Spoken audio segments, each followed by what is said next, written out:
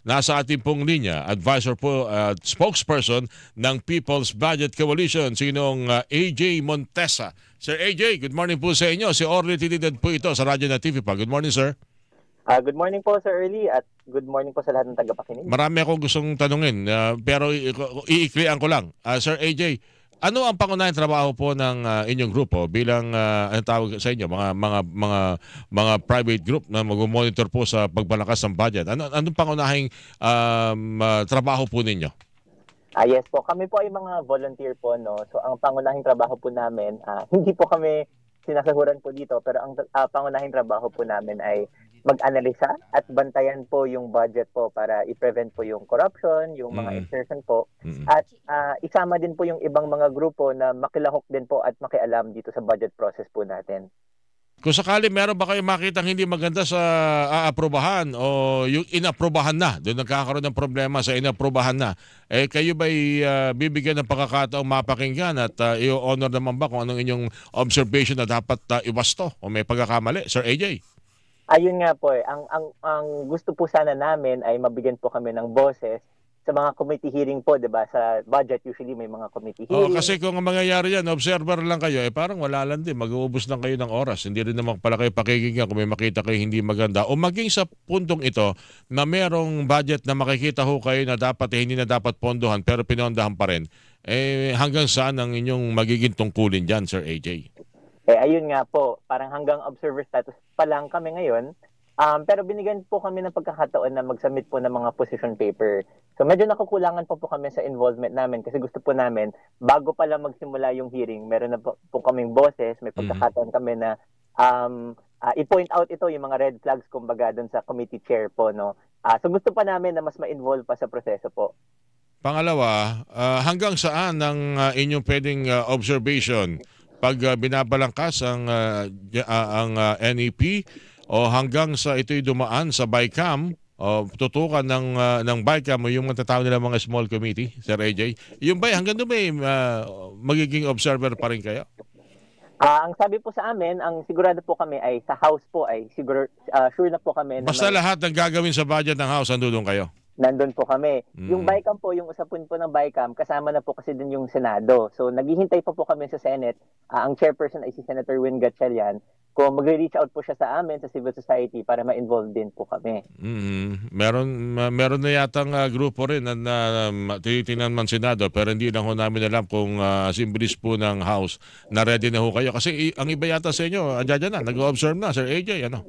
Opo, nag-observe na po kami. Actually, meron na po kaming initial analysis. Pinag-aaralan na po namin yung DPWH.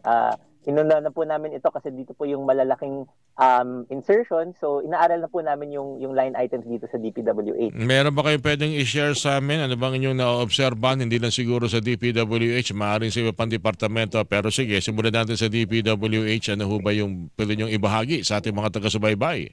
Sige po. Well, actually po, ngayon po pag-uusapan yung 2026 na NEP, no? Pero kailangan po natin balikan yung dating budget kasi doon po dumadaan yung mga insertions. Di ba naglagay ng website si Pangulo na isumbong kay Pangulo, doon niya po nilagay yung flood control. Supposedly, 2018 to 2025 po yun. Pero ang nakita po namin, ang halaga ng proyekto na nandun lang ay hanggang 547 billion lang. Ngunit ang totoong value ng flood control nung panahong yun ay 1.2 trillion. 1.2 trillion 2 trillion. 28, tama? 2018? Yes po, to 2025. 2018 hanggang 2025, okay. So, ibig sabihin, may halos 700 billion na hindi pa nandun sa website. Opo. So, tapos, ang nakikita po namin sa 547 billion na nakapost sa website, halos 30% po doon ang medyo questionable. So, nandun po yung may risk of fraud, for example, nandun yung mga half-ghost project na tinatawag. So, yung half-ghost ay hindi po yung totoong ghost, no? Parang manananggal po siya. Kumbaga, nasimulan na siya in 1 year, so dapat nakukumpleto na siya, pero bibigyan ulit siya ng budget in the next year, no? So, parang hindi nagme-make sense yun na may budget ulit siya. Pwede bang masuri ngayon yan? Baka naman makalusot pa at mapondohan pa uli yan, Sir AJ.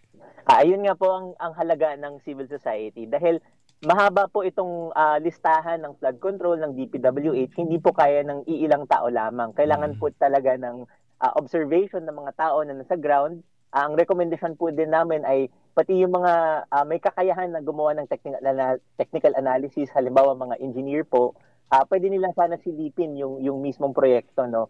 Kung saan local area po sila. Okay. Hindi ko muna tatanungin kung ano yung mga proyekto na ating hinahanap na baka maaari mapondon pa sa 2026. Siguro next time na magkakausap tayo, Sir AJ, pwede tayo magbangkit siguro, hindi ko lang alam kung lahat man ng kinakailangan sabihin ninyo, kung kayo may interview, kinakailangan ng abiso muna sa kung sino man nag-imbita sa inyo sa House Appropriations Committee, AJ. Kasi gusto natin malaman yung mga proyektong ganyan na yan ang dahilan kung bakit nagdodoble-doble at pag natutuklasan na eto na, kaliwat ka na ng pagtatanggi ng mula kontratista, mula sa nag-insert o nag-author, pati na rin po dun sa mga kinakausap ng mga opisyal, mga iba't ibang mga engineer, departamento po ng DPWH, Sir AJ. Opo, kaya nga po mahalaga yung independent, kumbaga, na civil society dahil kami po ay pwedeng gumawa ng independent analysis. Wala po kaming interest dito wala po kaming financial interest dito sa mga projects na ito. Ang interest lang po namin ay may implement ng tama po kasi kami po yung nakakaranas ng baha dito sa amin. Kami po yung nasa stranded. So ang gusto po namin, maplano po siya ng maayos na naaayon sa master plan, tapos ma-implement po siya ng maayos. So, willing po kami na magbigay ng tulong, magbigay ng pagiging resource person sa House, sa Senado, para magbigay ng analysis namin at recommendations namin dito sa budget po. Hindi lang sa DPWH, pati na rin sa ibang ahensya katulad ng DepEd, ng DOH, ng transportation po, na yung taong bayan po yung dapat makinabang po. Marami kasi nagre-react sa ating mga kababayan ngayon. Gusto nilang malaman kung paano nabuo at paano natapos ang insertion sa 2025 budget. May paraan ba malaman ito ng kayong nandiyan ng mga civil society group? O sa 2026 lang talaga kayo nakafocus? Yung sa 2025 budget po, makikita na po natin yung diferensya ng NEP o yung National Expenditure Program. Yun yung unang part ng budget process. Doon sa GAA. Yung nga po, budget lang yan, ano? Pero hinahanap natin na sino yung nag-magic nito, kaya naisama sa 2025, yung mga nag-author for insertions, congressman man yan o senador. May parang ba tayo malaman yan? Sa ngayon po, wala pa po, no? Kasi yung mga BICAM, halimbawa, dapat naka-minutes po yan. Dapat sinishare po yan sa public. Unfortunately, closed door meeting po yan. Hindi nila pinapakita yan. So ang nilalabi din po namin ay magkaroon ng open BICAM para maka-observe din kami. At pati yung mga minutes, yung log po, yung kung sino yung naglagay ng insertions, ay ma-record na rin at ma-post din at makita ng taong bayan po yun. And I think dapat gawin yan dahil pag naulit na maging closed door uli yan, marami nang magagalit nito pag nagkataon. Dahil alam naman natin, pag pasekreto ang ginawa, yung mga usapin dyan sa BICAM, magugulat na lang tayo, meron namang magkakamal ng bilyong-bilyong piso, tapos pag nagka-imbestigasyon, kanya-kanyang tanggi naman. Siguro lahat dapat ay maging bukas. At kung siguro pati doon, meron ding mga civil society group na magmamasid at mag-o-observe, Sir AJ. Tama po. Yun po talaga yung advocacy namin. Open budget, kumbaga open infrastructure, open ayuda, lahat ng listahan na meron po sila, i-open nila, i-publish po nila. Dahil sa budget po, ang isang mahalagang bahagi ng proseso ay yung tinatawag na accountability o pananagutan. So kung ano yung ambag ng mga congressman, kung ano po yung insertion nila, dapat nakapangalan talaga sa kanila. Kasi kung maganda, kung mabuti naman, dapat ika-proud po nila yun. Dapat wala silang tinatago doon. Pero kung insertion po na corruption po, dapat malaman natin kung sino po talaga may pakana noon. At pag sinabing BICAM, lahat, pati yung sinasabi nila mga grupo-grupo, hinahati-hati sa small group, lahat yun dapat mabantayan. Opo. Kaya nga po, maganda din naman po yung ginawa ng House na i-abolish na daw po yung small group na tinatawag. But we're hoping po na open po talaga yung BICAM at i-livestream, makita ng lahat at may physical observers din po. Okay. Curious lang ako malaman, sa 2026 budget, may mga paunang balita na mukhang malaki yata ang ating kinakailangang pantustos sa mga interes sa ating pagkakautang. Ano pa yung medyo nakapagpataas ng kilay ng inyong inisa-isa yung National Expenditure Program na yan, Sir AJ? So magandang po ito yun, no? yung debt servicing na tinatawag po. No? Dahil nagka-crisis po tayo ng pandemya, malaki po yung inutang natin. So tumataas po yung interest na binabayaran natin. Ang nag-i-impact din po doon ay kapag yung ekonomiya natin ay hindi malakas, no? So tumataas din po yung babayaran natin dahil sa inflation halimbawa. Yung iba pong issue ay yung tinatawag na unprogrammed appropriations. No, so ito yung nakikita natin na lumolobo nung past 3 na budgets po, no. So yung unprogrammed, hindi dapat naglalagay ng priority projects dito sa unprogrammed. Dahil yung unprogrammed, nilalagay lang ito kapag may extra na pera tayo. Ngunit ang nangyayari ay pati yung priority projects ng NEDA, yung mga infrastructure, yung transportation, nilalagay nila sa unprogrammed at lumolobo yung unprogrammed. Bakit? Dahil tinataasan po nila yung insertions dito sa DPWH, sa mga AIX, MAIP, TUPAD. So yun yung kailangan natin bantayan po. Oo, mukhang ano nga yun, mukhang simpleng ano yun mukhang simpleng paraan para dagdagan ang pondo, no? Sir AJ, no? Naka-priority na, lalagyan pa sa program. Ibig sabihin, lalagyan ka na nga ng pondo, kung sakasakali may sobra, popondohan ka pa. Ganun ba yun? Para ang nangyayari po, 'di ba yung NEP may nakalista na priority. Ang ginagawa ng Kongreso, hindi nila susundin yung priority. Babawasan nila 'yon, tapos idadagdag nila sa mga ayuda kasi ginagamit po nila yung ayuda sa patronage, 'di ba? Palakasan po 'yan minsan. Tapos maglalagay pa sila ng insertions doon sa DPWH. So dahil kinuha nila yung pera na 'yon, yung mga supposedly na priority na ginastos natin this year, kailangan nilang ibaba 'yon sa unprogrammed. So may risk na hindi pa fulfill yung mga projects na iyon. Ngayon ba sa 2026 budget may ganyan kayong nakita na dapat na iwasto?